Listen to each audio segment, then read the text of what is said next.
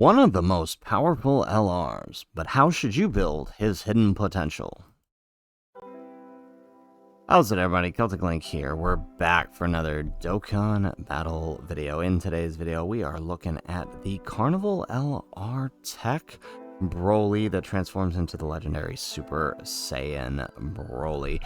This is the Part 1 Carnival LR from this year's worldwide download celebration, and we're going to take a look at what this guy is doing in both, if not all of his forms, and figuring out what is the best hidden potential route for him. So let's go ahead without further ado and hop on in. So this guy is a movie bosses lead, category key 3, HP attack defense 200%. As a Carnival LR, is a straight 200%. Bit of a shame that they didn't give him a secondary 200% like they did with Jiren, but I mean, movie boss is still a good category that deserves a 200% lead, so I'm not complaining. Now, in his base form, he is unable to attack. He activates his animation once only, and for one turn from the entry turn, he reduces damage received by 90% as the first attacker in the turn, and he also reduces damage received by 70% if he is in the second or third slot, as well as giving allies 50% while in critical hit while there as well. Now, he also has Extreme Class Allies Key 2 and Defense 60%, as well as his own Defense 200% and Guaranteed Guard. So, basically, the way he's designed to work when in base is he's just supposed to be a slot 1 tank, while whoever is on the rest of the team gets built up. Whether it's, your second TEQ Broly, right?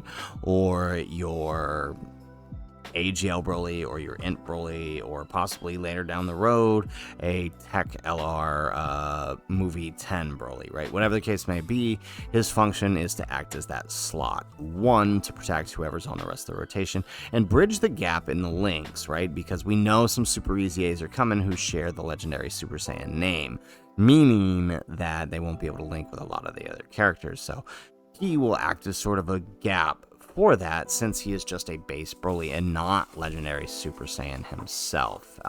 So honestly, it's probably for the best. I think this is a neat little tactic that you can utilize there's some great advantages, as you've probably already seen in several of our videos. So that's pretty much it for his base form. You don't really need to know much about that in terms of hidden potential, because it doesn't affect that at all, right? Defense equips might help him in terms of taking bigger hits, but otherwise for that first turn he's going to be fine. Now, he once you transform him, though, he now obviously gains attacks, right? On his 18 key, he is now greatly stacking attack for 50%. And then, of course, on his 12 key, he is raising attack and defense just for the turn. On his passive now, he has key 3, attack and defense 260%. He reduces damage received by 50% for 3 turns from his entry turn, and has an additional 26% reduction. He also has an additional attack and defense 150% when performing super attack. He has an additional key 1 up to 5 and chance for performing a critical hit up to 10, or 10 up to 50 with each attack performed. He launches an additional attack that has a 50% chance of becoming a super attack after he gets hit.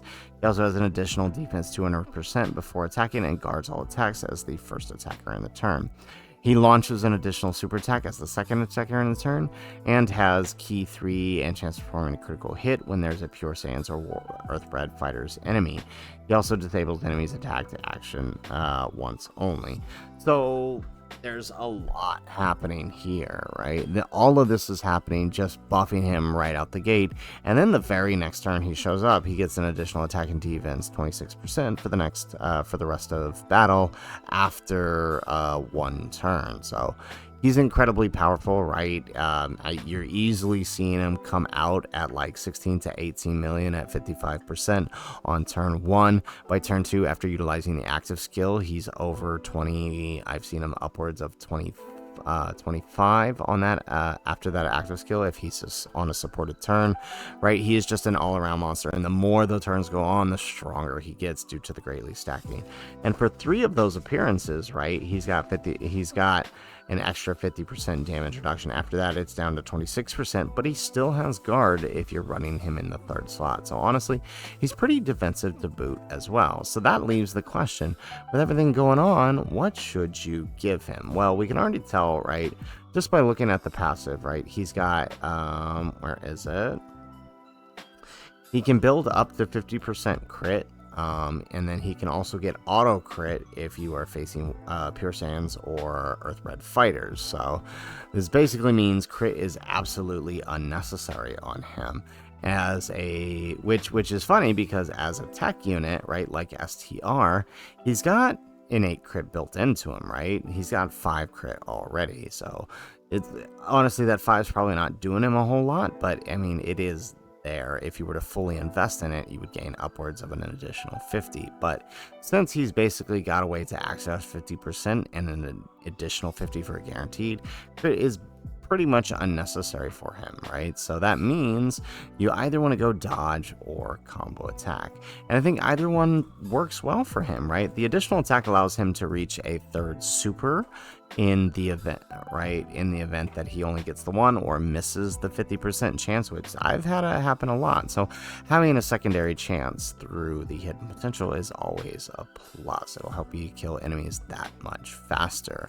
Or you could go full evasion, right? Granting him as a tech type an additional 15% up to 25% if you invest the hidden potential orbs. However, I mean, that's not going to be as consistent as an additional attack, but it could definitely save you from some unfortunate supers, especially in the later fights once he loses that initial damage reduction.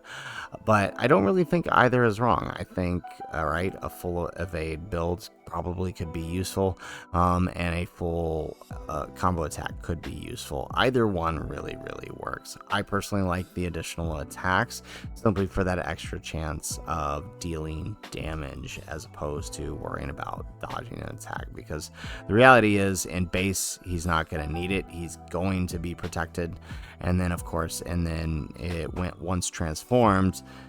By the end of the 3 turns, your attack is high enough that you're probably getting pretty close to killing the enemy anyways, so I don't really think that that's something you need to worry about. So I definitely think additional attack is the way to go to take full advantage of what he's doing on his power. So guys, that is it for the video.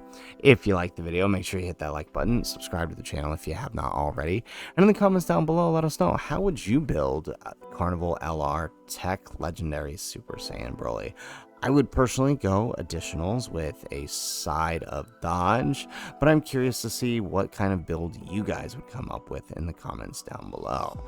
Otherwise guys, as always, thanks for watching, and aloha.